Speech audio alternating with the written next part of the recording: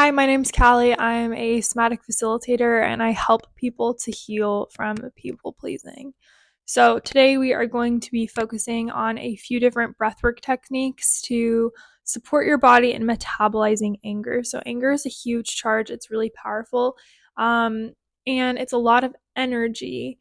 There's lots of different things you can do with this energy. Ideally, that energy behind the powerful charge that is anger is meant to help your body create boundaries, whether it's taking space or having a difficult conversation or quitting a job or whatever it is. Um, so there's a lot of energy behind it, and we don't always need the entirety of that energy. So if we are feeling like a intense rage, that intensity of the rage might not be supportive if we're having like a conversation with someone about, hey, I can't, work these hours or whatever it is that you're saying to this person in conversation. You don't need like the wrath of 10,000 suns behind you.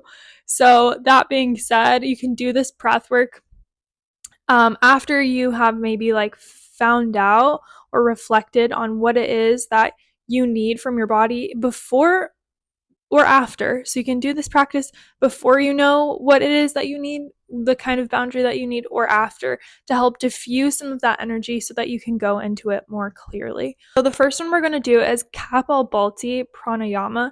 This is called Breath of Fire. If you have any like incisions, or if you've had like a C-section or any kind of surgeries recently in your abdomen area, this is not for you.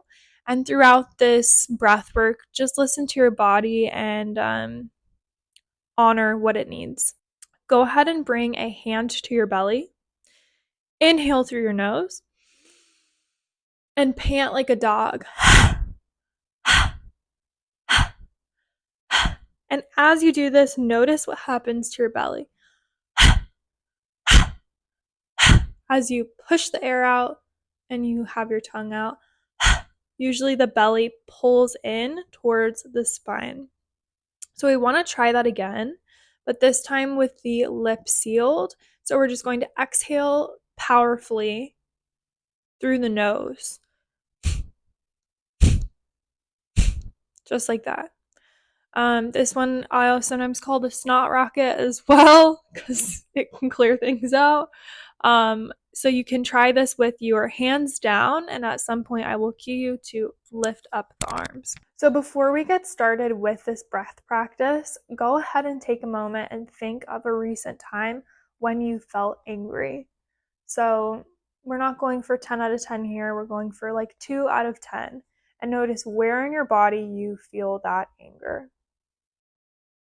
For me, I feel it in my stomach. Notice if it's moving in a direction, if it wants to move up, if it wants to move down. Notice if it has a color, a texture. Is it spiky, prickly, smooth? Is it hot? Is it cold? What's the size? Is it taking up the entirety of your chest, or is it the size of a golf ball? Just notice. And we're going to try to stay with that sensation as we do the breath, and we're going to imagine that this sensation is fueling this breath work. So whenever you're ready, staying connected to that sensation, you can stay connected to it just through your awareness, or you can put a hand over that part of your body. So whenever you're ready, go ahead and start to begin Kapalbhati, breath of fire.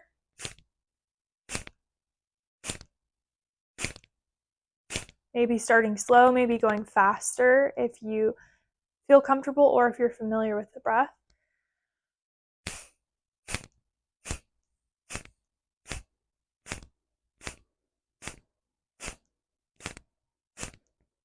Keep going, stay connected to that sensation.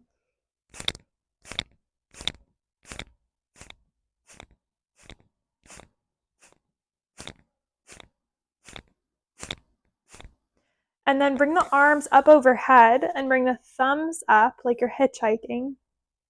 And continue. Option to put the arms down if that doesn't feel good. And really keep focusing on using that sensation as fuel for the breath.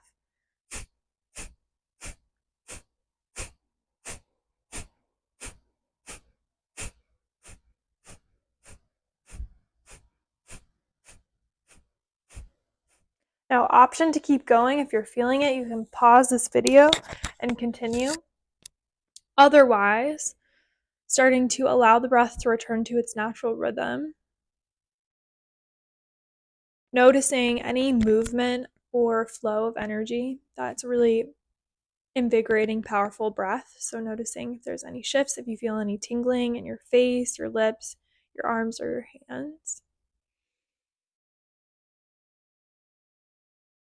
And then check back in with that sensation.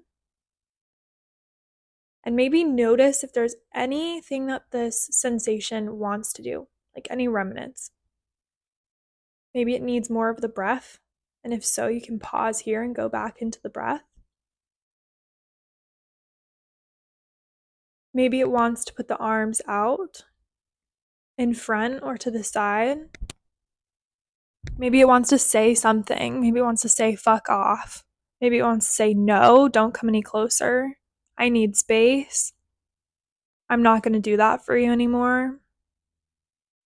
And whatever it is that comes up and wants to express, go ahead and do that